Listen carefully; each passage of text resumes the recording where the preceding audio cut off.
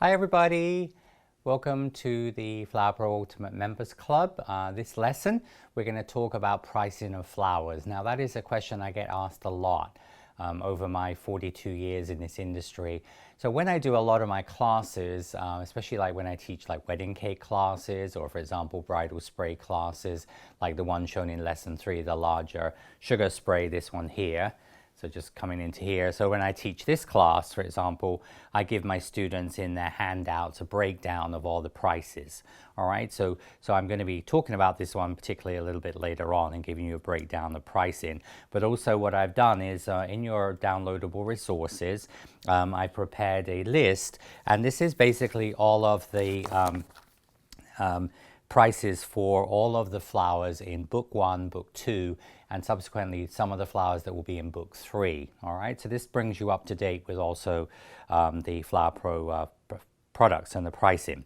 So first of all, this is obviously downloadable in your resources, so I'm just going to read through this. But pricing of flowers is a question I get asked a lot.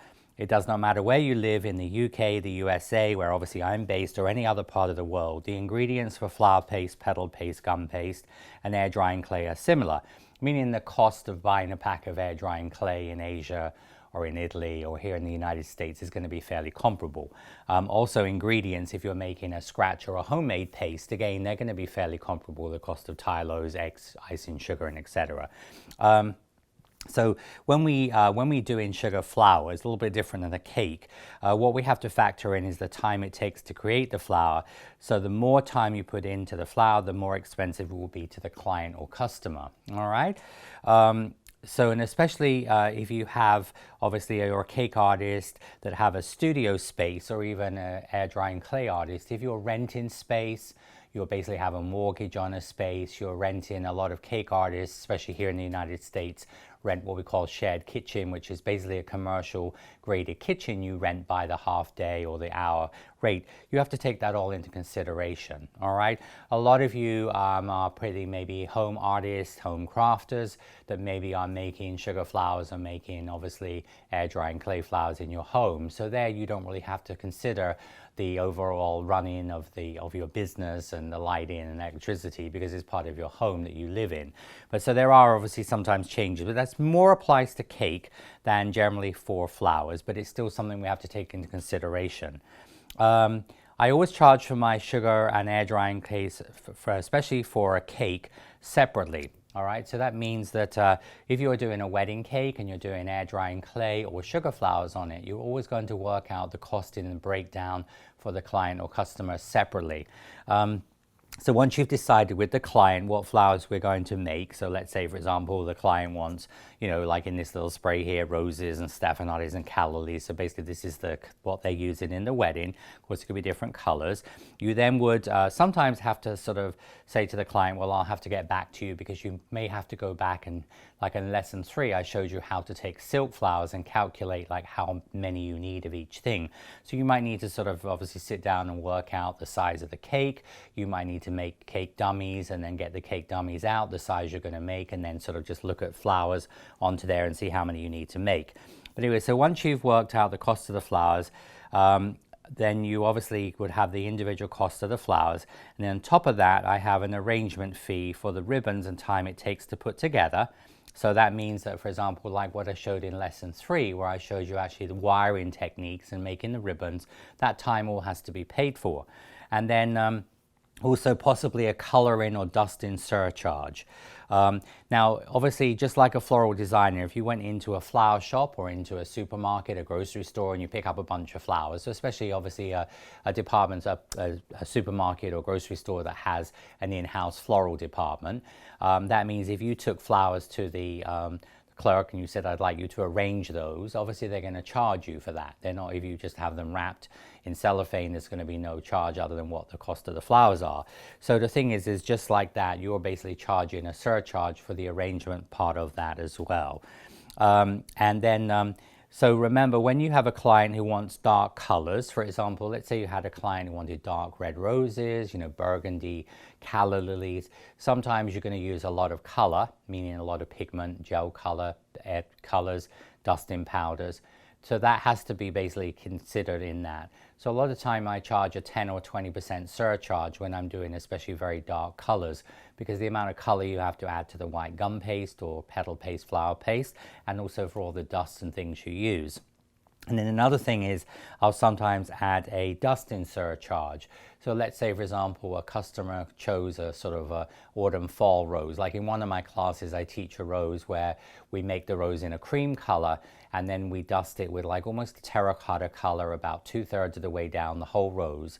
And then you leave the bottom part cream. You steam the rose, then you have to leave it for about 2 or 3 hours. We then go back with a secondary color on the edge, and then we re-steam it, and then a third color and re-steam it.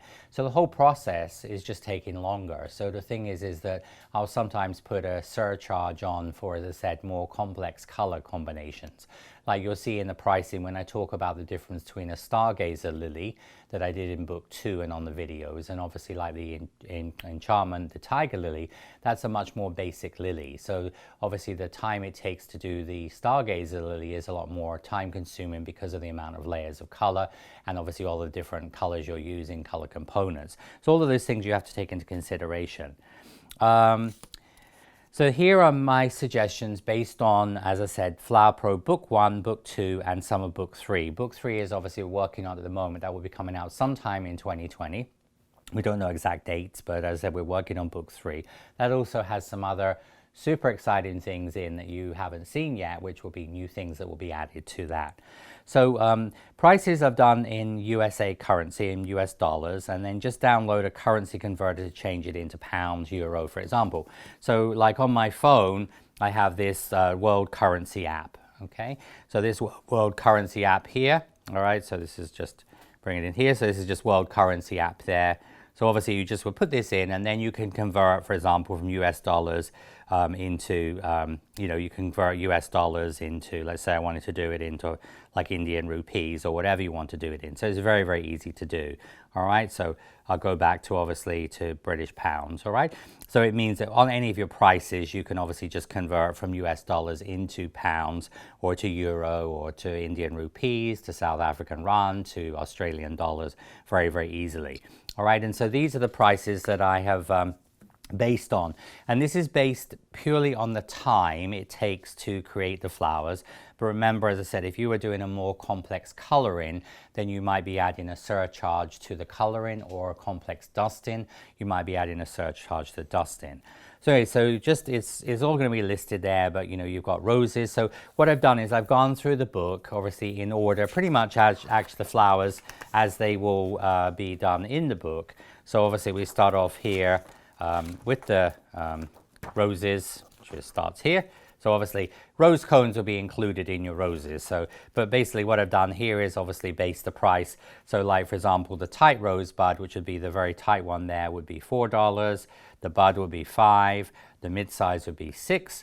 The full size would be $7.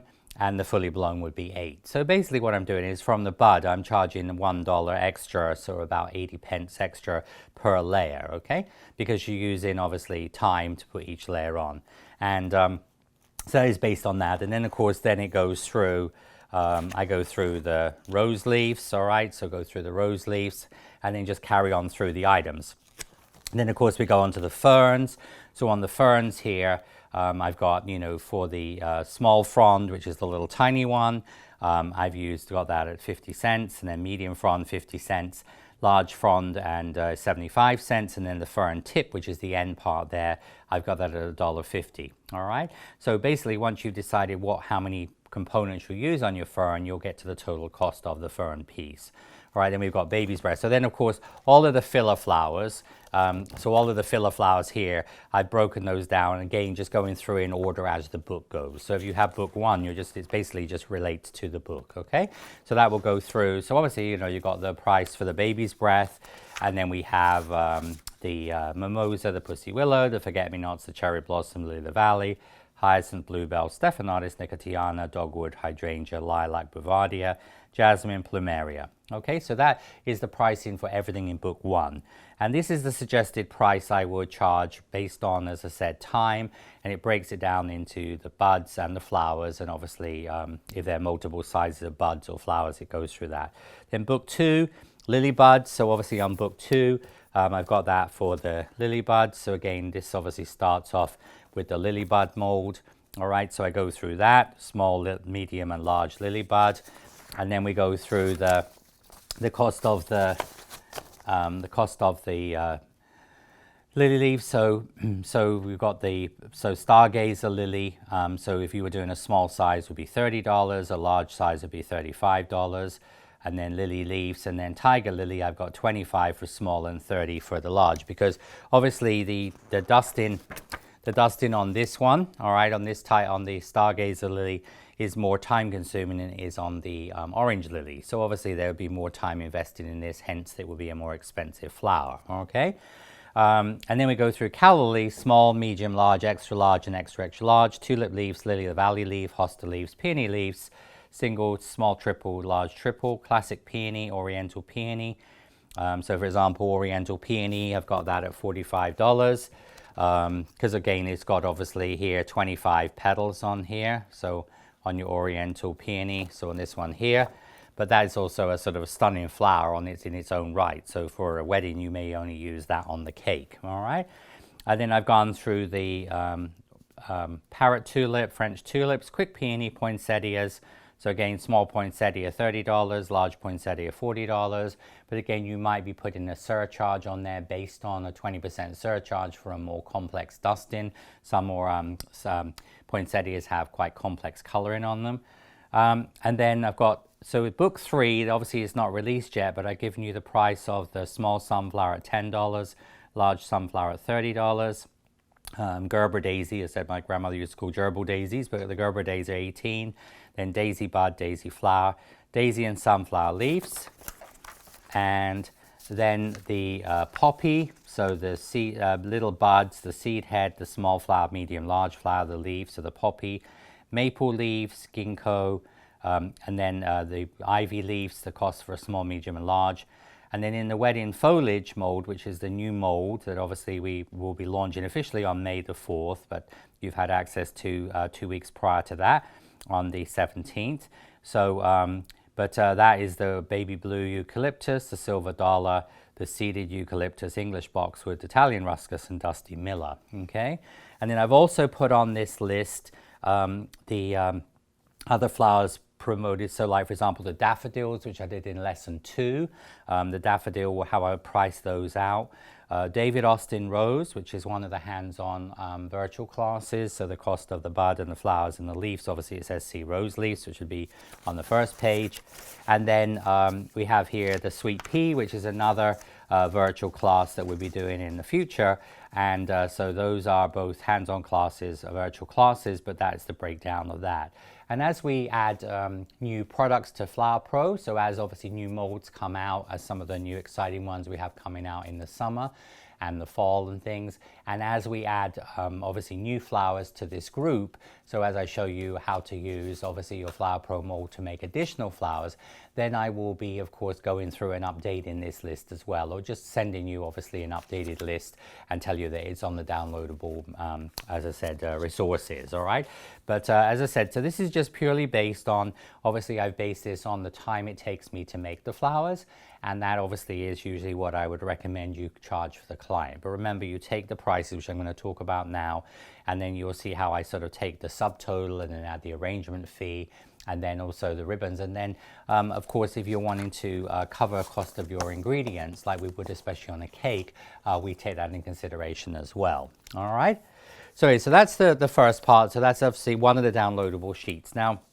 the second part of this is paste costs. All right, so this just gives you an idea of cost.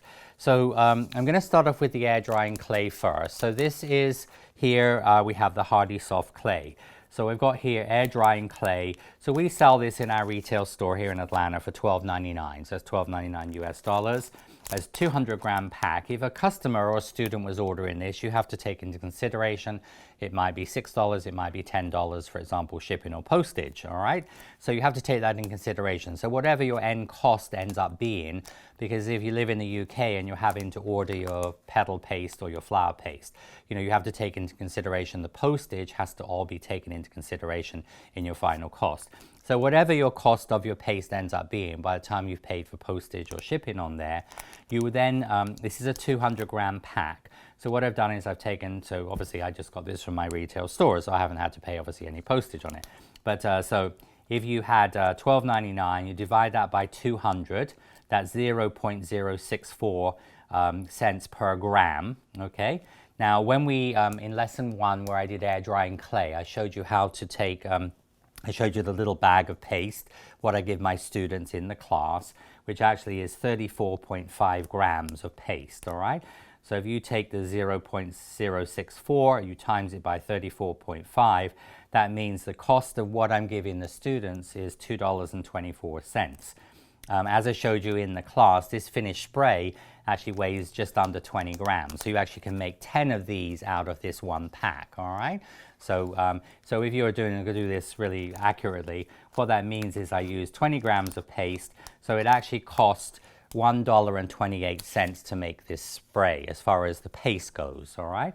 So obviously if you went to your here, so $1.28, that's £1 1 pence. So basically a pound, all right? So it costs £1 for the paste to make this, all right? Which when you think about it, as I said, you sort of, it's very economical product to use, all right? So then, so we know how much the paste cost. And then in this, it just goes through, and pretty much these are all come from the original list I've just discussed, the full list, all right? So you've got your tight rosebud, rose, the leaves, three small leaves, 3 large leaves, ferns, a stephanotis, baby's breath, calla lily, hydrangeas. So the total cost of the flowers in this, for making each of the flowers, would come out at $32.50. All right, then I've charged a $5 arrangement fee.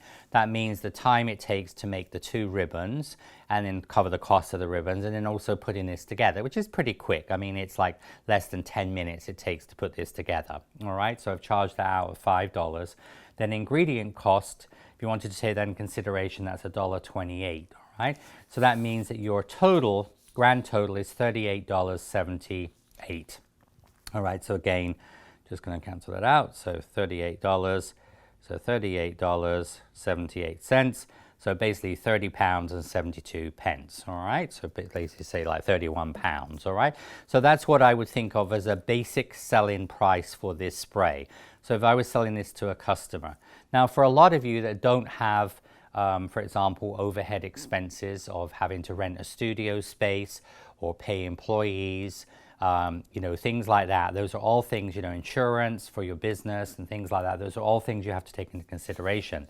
So then when you, so it says in here, so this will be based on a home flower business. So if you had like an Etsy store, or obviously you made sugar flowers or air drying clay, but if you're using a rented mortgage space, you shared kitchen, then you'll take that $38.79 and then $78, and then you would double it for 100% profit, which means that basically you would be selling that at $77.56, all right? So you would double that. So that means you're going to get sort of like 100% profit on that. So you're covering, and then that means also if you had an employee that you were paying to do certain things, like they may make the rose cones, they might be doing the dusting, because you have to take into consideration payroll as well, which is the biggest part of a business.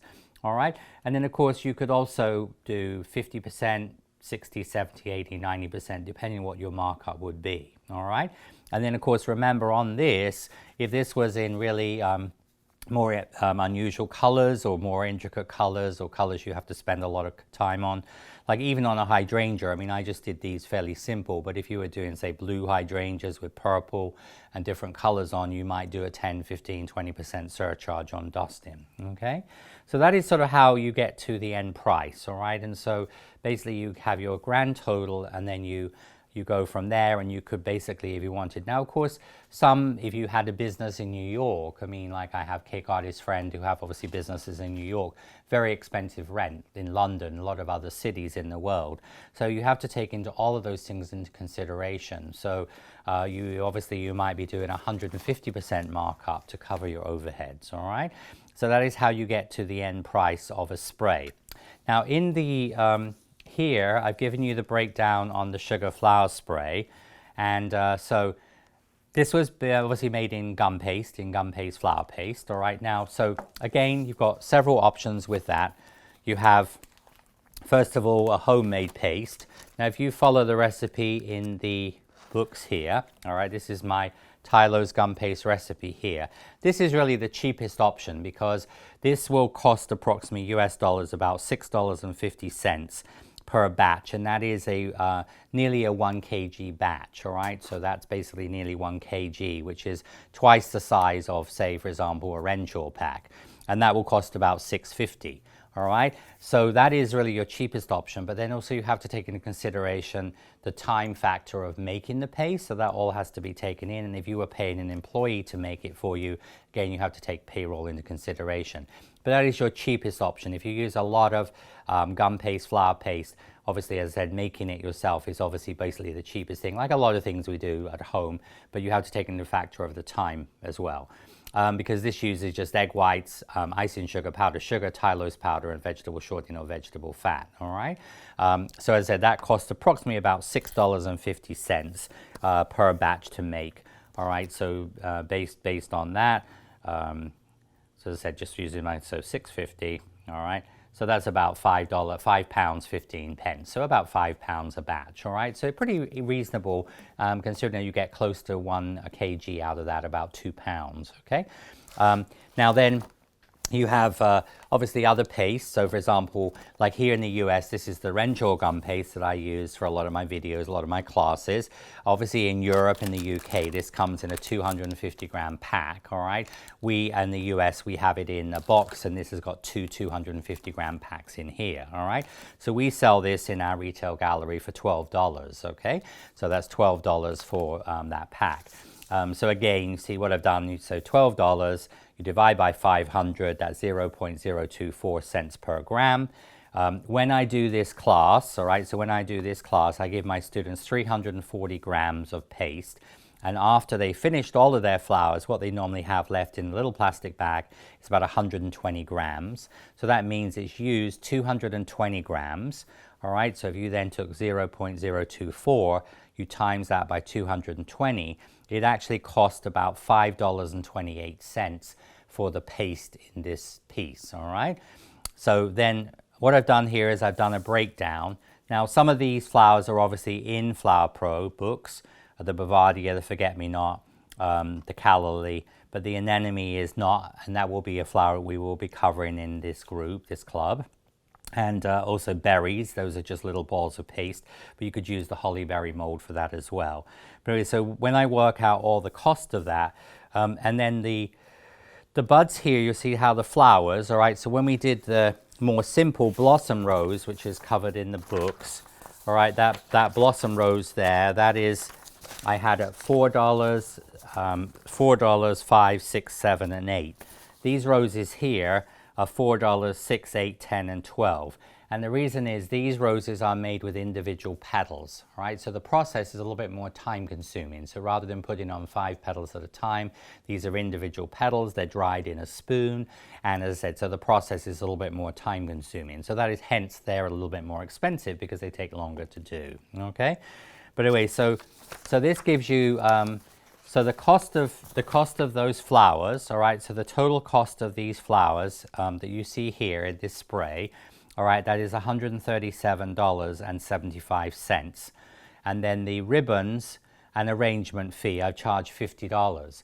And the reason is obviously this was only, you know, $5. This takes a lot longer to put together. All right, so this is probably about, for most of my students, it takes them about an hour to put this together in a class. So I've charged the hour $50. So total, you have is $187.75, or about 150 pounds, all right? So if I was doing this for a wedding cake, I would be charging about 150 pounds, or about $190 for this spray. All right. What I found helps a lot with the customer or your client. It helps them understand the cost of the individual components. If you just told somebody, well, it's $150, but if you break it down into individual components, it's a lot easier for them to understand where all the pricing comes from. All right. Now on this list, I've also done some just general information on pricing of cakes. Now, it doesn't really apply to Flower Pro, but a lot of you obviously make sugar flowers or air drying clay flowers that go on cakes. So this is when I teach my students, like for example, at the French Pastry School, we do a lot of business side of cakes. So we talk about obviously pricing structure. So when you're doing, for example, a cake, most cake decorators work on approximately $35 of an hour plus ingredients. That $35 an hour will cover payroll, overheads if you have obviously a business.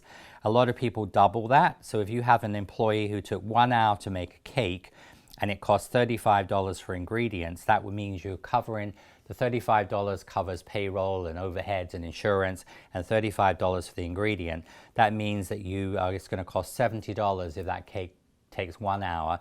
So then if you double that for your profit, you'll be selling that cake at $140, all right? And that is sort of how you would go to obviously pricing structure, all right? So this just talks a little bit about that obviously cakes here in the United States, we generally sell cakes by per serving, all right? And so, for example, when we do a wedding cake, you might be doing 220 servings. And at the moment, the cake serving cost is around, it's just obviously in 2020, is around about $6 per serving, okay? So about £5 per serving. And remember, our cake is a sponge cake, so it's 4 inches high, and our serving is 2 inches, so 5 centimeters by 1 inch, 2.5 centimeters by 10 centimeters or 4 inches high. So a little bit bigger. In the UK, traditional fruit cake is only served as a 1 inch by 1 inch, 2.5 by 2.5 by 3 inches or 7.5 centimeter depth, because we serve cake more as a dessert, not so much as just a toast. But as I said, so our cake at the moment is about $6, but that could go up to $15 to $20 a serving. I have seen wedding cakes in New York and Las Vegas that have been selling for $45, $50 per serving, okay, for a 2 inch by 1 inch piece of cake. Because if you obviously have a very high rent to pay, that has to be taken into consideration when you're doing that. But anyway, so this just breaks down a little bit on obviously the use of your paste. Now, of course, there are other pastes as well. Like for example, this is a artistry paste from India. So this is a starch-based paste. So this is a little bit more expensive because we sell for $9 for a 250 gram pack. All right, so obviously this here is $12 for 500 grams. Okay, so that means $6 for, as I said, 250 grams. So this is about 50% more expensive, but also you can roll this a lot thinner. Okay, so the thing is that there are sometimes playoffs for different pastes. All right, but as I said, so that just gives you a little bit of an idea on pricing structure.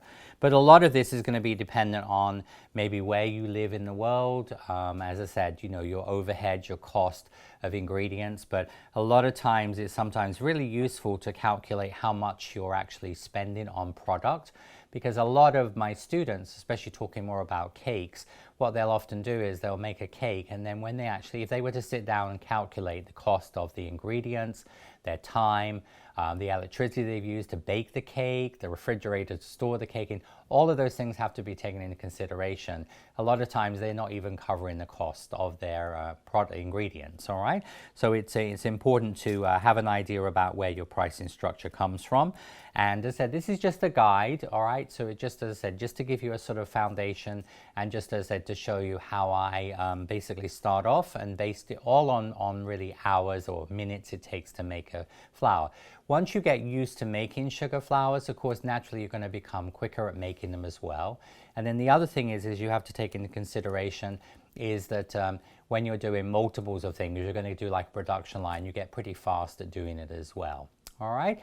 Now, when I come back, I'm going to talk to you a little bit about how I pack up sugar flowers. So potentially, if you had a client that wanted you to mail them, to ship them to send them to them. I'm also going to talk about air drying clay as well, just to show you how I wrap that up. So I'll see you real soon.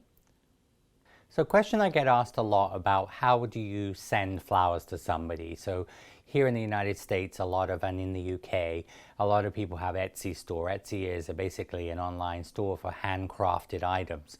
So that's a perfect outlet to sort of set up an Etsy store to be able to sell air drying clay and sugar flowers. I have several students and members of Flower Pro group that actually have businesses on Etsy, and they make air drying flowers and also sugar flowers. Now, of course, sugar flowers are a little bit more difficult to pack because of the fact that them being more fragile. Air drying clay is definitely something I would recommend over sugar for a client. Plus also the whole keepsake thing, and you know that they're going to arrive and there's not going to be any damage. Okay, whereas sugar, you have obviously potential problems. And I'm going to show you how I pack up each of them a little differently. So I'm going to start off with air drying clay. Now this is the air drying clay spray. So presuming you sold this to a customer, and you've made it in the color that they wanted. So what I would normally do is just find a suitable box or container. All right, this could be like a plastic container or a box that this would fit in. Okay, and then what I normally do is I just wrap this in plastic wrap. So you just use like cling film. Press and seal also works really well. This is actually just from to wrap up furniture, so it just is almost like plastic wrap, but it's on a roller. So I like this. I use this a lot in classes. And then what you do here is you just would wrap around you can do this with cling film and that as well. And this just, as I said, really just protects it from, as I said, getting dusty. I'm just going to wrap that up. And then you would then just pop that into the box. All right, so just pop that into the box like that. And then you can use some tissue or some more plastic wrap just to sort of put in the top of it like that, you see? And that's really all you need. Now, really, to be honest with you, especially if you were shipping, like let's say for example, or mail-in, posting in the UK, if you were sending this to somebody in the UK, or here in the US, I was sending this to a customer, I could just tape this up, put an address label on that. This would be perfectly okay, because it's not going to rattle or move around anywhere in there, and you don't really need any other packing in there. Now, if you're doing individual flowers, so for example, if you were doing, let's say, like succulents, so if you're doing succulents like this, again, you can use the same concept of taking the plastic wrap. This is also like how I would show you how I do sugar ones. I'm just going to go around my finger a few times to take that off. So you're going to make almost like a sort of a donut bagel shape. And then you can actually just put that, and then you could then actually sort of wrap on top of that, and that would just protect the whole thing. And just also stop it, like obviously moving around or rattling or things like that, okay? And you can just pack that like this, and you'd pack, say if the customer wanted 3 succulents, just pack those in the box. They'd arrive beautifully, as I said, intact without any problems on. That can also be done with, can also use just toilet paper. And toilet paper is actually what I use, because most of my classes I teach here in Atlanta are sugar classes. So when I wrap up my flowers for my students, we just use toilet paper because it's soft, okay? And again, you can just take your flower like this. You can just put this in. This would be also how, like if I was doing a sugar succulent, how I packed it up and then I would put it into the box, all right? But anyway, so once you've got your flower wrapped, as I said, you literally could just put some tissue paper into there. Obviously a little bit more tissue paper or some other types of plastic wrap, a little bit of bubble wrap, just to make sure you fill the box up. And that could go like this. Now, if, for example, I was going to be sending this, let's say, from the United States to Canada or to somewhere in the Caribbean, so somebody's having a resort wedding in Jamaica and I had to send this down to Jamaica, I probably would just do an extra step, and that would be to use just a larger box. So I would just use a larger box like this. And then what I would do is I would just put some, these are just some peanuts. So just put some peanuts into the box here. And then I would just put the box in. So make sure obviously that's a little bit smaller. Then I would just fill up around the box with the peanuts here. And you could use some additional, packing in there just to secure that. And then you just would, so once it's got filled up with the peanuts, you just would secure that. And then obviously but this is very lightweight, and obviously the advantage of that is when you're sending, especially international, it means that if something gets dug into the box, especially if it's flying, it's not going to get obviously damaged because you have an internal box within a box, all right? So this is how that I would generally do air drying clay flowers, all right? So that's sort of how we would do air drying clay flowers there, but you know, these are like an air drying clay peony, so it makes it very, very easy to use. I'm just going to bring up a couple of images on my iPad here. These are some air drying clay cymbidium orchids. So last November, Benny Rivera, who's a very close pastry chef friend in New York from City Cakes, Benny Rivera got married, and I made the flowers for his cake. So this is actually just a rolled fondant sugar paste bucket, a 22-pound bucket. So what I did here is I just literally used some toilet paper around the flowers. And then when I got to New York, I was able to obviously put the flowers together. So I put them into a spray. This shows the knife server that Benny and Anderson had. So like I showed obviously in the how to wire the flowers. So I showed about wedding cake knives. But you see here obviously the flowers, and you can see this was a beautiful cake that Benny created, and I did the spray of cymbidiums. Now I did these in air drying clay because I actually made these in Chicago. So when I was in Chicago at the French pastry school, I was actually made the flowers. Then I just literally packed them into a bucket, and then with a fondant bucket with tissue, I flew back to Atlanta, and then I literally just put that bucket of them into my suitcase with my clothes and just checked that as a piece of luggage. So that went in the hold of the aircraft, so I didn't have to hand carry them or whatever. So that's a sort of an advantage of the air drying clay. This also showing another. These are some air drying clay roses. I made these for a pastry chef friend of mine, Tina Cordin, Ariana, her daughter, who's a concert pianist. She made the flowers because unfortunately I couldn't go to the wedding because I was on the way to India.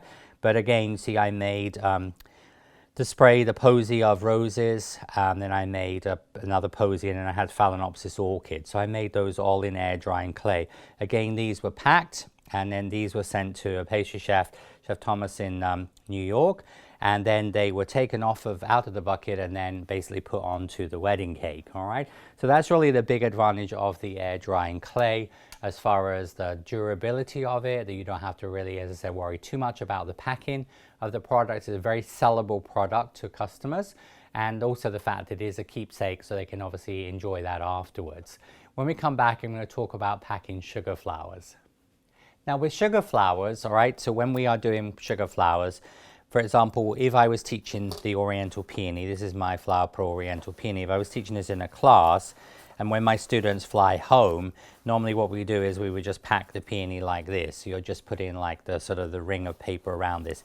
This would also apply to things like sunflower, Gerber daisies, things like that. Because then when they sit in the box, so if they were being put into, for example, like a lot of times we use like rolled fondant buckets for the students, like larger size one, or boxes or containers. So you see then the flower can sit in there really nicely. So I could get a couple of peonies in there.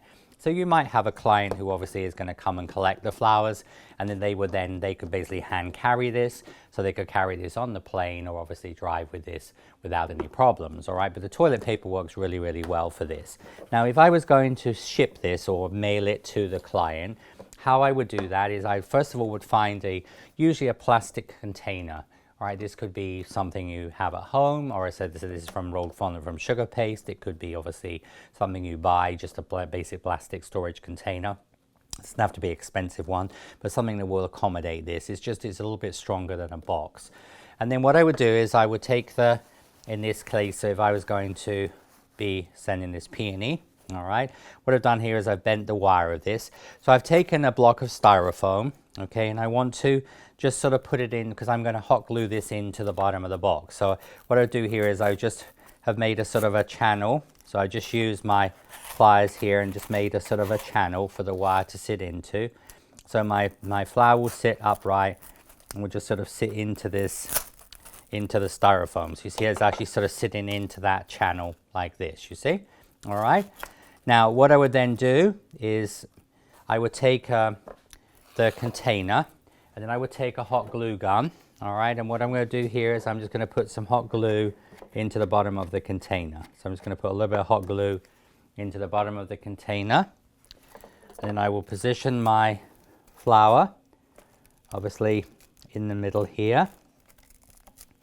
So that's going to position that into the middle, all right, making sure what's really important that you can't see anything out the top, all right, so obviously it's going to be under, so you might need to open the petals up a little bit. Now of course you might have to do like a little YouTube video for your customer, and also what I would always do is just take a photograph of your flower like this, because then they'll have an idea about what's coming, but also how it's in there, because you just have to explain to them. Just going to carefully go inside. Now what I'm doing here is I use little tiny peanut, like these are little foam pellets. Now these are Greg Cleary, who's one of our ambassadors for Flower Pro, lives in Australia. He uses this technique when he travels a lot internationally, and I've used this very successfully shipping flowers, all right. So you can find these on Amazon. They're just like small pellets, the type of thing you put in a bean bag. And what you do here is you're just going to fill up, you're just going to fill up, so you see how I've actually sort of just filled this up, and then literally I would just fill this up to the top.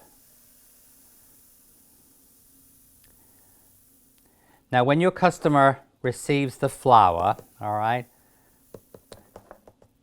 they're going to, you'll have to give them instructions, but the easiest thing to do is basically just to, obviously you need to work in a box or somewhere it's going to catch it, but if you just take the little pellets and if you just blow a hairdryer, so if you just take a hairdryer and you just blow that onto it, it's going to blow them all out. But you want to be, as I said, working in like in a bag or in a box or something that's going to catch them. Well, the other thing you can do is you can just, of course, just sort of gently start to scoop them out. So they use like a spoon and scoop them out, all right? But you see what's happened here is I've just packed this in. So this has packed all of the flowers here. All right, and you're just going to put this in till it's sort of level. So it's a little bit messy, but this is a really, really great way to pack them. A lot of people I found make the mistake when they're, especially shipping flowers, they overpack them. All right, this is going to protect everything perfectly. And then what you do here is you would just put this lid on. Okay, and then once you've got the lid on, again, we put this into a box. I probably would use a slightly bigger box than this. I'm just showing you an example, but you put this into a box. So again, then you can take your regular peanuts, foam peanuts, put that into there, and then you can put the plastic container into here, and then you can either take, you know, like obviously there are lots of options here. I mean, you have for packing things like this, but the advantage of peanuts is that you can really make sure, but you could also use a couple of the air pocket pouches as well, and then you can finish that off with the peanuts there. So then you can just take the, and this is going to just sort of make sure you get these all the way down the, but see, this technique means that if the flower spray, if the box is turned upside down, nothing is going to happen to the flower inside because it's totally protected by all those little tiny foam peanuts, all right? And then what I do here is make sure it's a nice tight fit. You tape this up, and then I would suggest put in, you know, fragile this side up stickers on here. Obviously put those on the 4 sides of the box. And then you'll, as I said, when you ship that, but basically this isn't going anywhere. When I rattle this, it's gonna, and if this peony flower in there would be perfectly okay when your customer takes it out, all right? So this is the best way to ship it. Now, as far as like if you were shipping a whole wedding cake, the only way to really do that is to actually use a freight company and use a door-to-door service, which is very expensive. I mean, like for example, I've sent cakes from Atlanta to, for example, Washington, D.C., and it costs about $500 US. But the thing is what happens is the cake goes on a pallet, you use that wrap to wrap it on, and it's then lifted in a forklift truck into a van, it's then driven straight to Washington, D.C. So door-to-door service is really the only way to go with that. And, but as I said, this is a very successful way of doing sugar flowers. Now again, a couple of years ago, so again, just showing you here on my iPad, this was a spray of flowers I made. Sorry, just going to try to There we go. All right, so this is a spray of flowers I made. So this has got like cherry blossoms and anemones and little dahlias that I made. And these were shipped to Chef Benny Rivera and in New York. So I used a larger, I used actually a 22-pound fondant bucket. I actually had a cake dummy in there, so a 2-inch high cake dummy I just cut down to fit the bucket, hot glued that in the bottom, filled it up with the peanuts, and then these were the flowers on the cake. So then when this was sent to New York, and then Chef Benny did the actual cake part here. There it goes, there we are. So Chef Benny did the cake part, and so I made the flowers, he made the cake. These shipped, there wasn't one petal or one calyx broken. And that was done in exactly the same technique as I've just shared with you, using little tiny foam pellets. So it is, as I said, you know, a little bit messy for your customer at the other end, but it is a way of guaranteeing, because even if you use a lot of toilet tissue or things like that, now a lot of people try to use like the foam peanuts, and the thing is you need something really small, so that's why those little tiny pellets. And on Amazon, I just call them like beanbag pellets, the little tiny pieces like the size of rice, and those are really the ones you want to use to pack your sugar flowers. So I hope you enjoyed that lesson on obviously pricing of flowers. I know it was a lot of discussion, not so much showing things, but obviously that's a very important part of our industry. So hopefully, especially those of you who have businesses, hopefully this will help you with your pricing structure, showing you how to break things down. And maybe some of you might think of opening an Etsy store or an online craft store, selling pre-made sugar or air drying clay flowers. And I hope you found the part at the end showing you how to pack flowers for mail-in, for shipping to a customer helpful. Until next time, see you real soon. Sweet wishes. Bye-bye.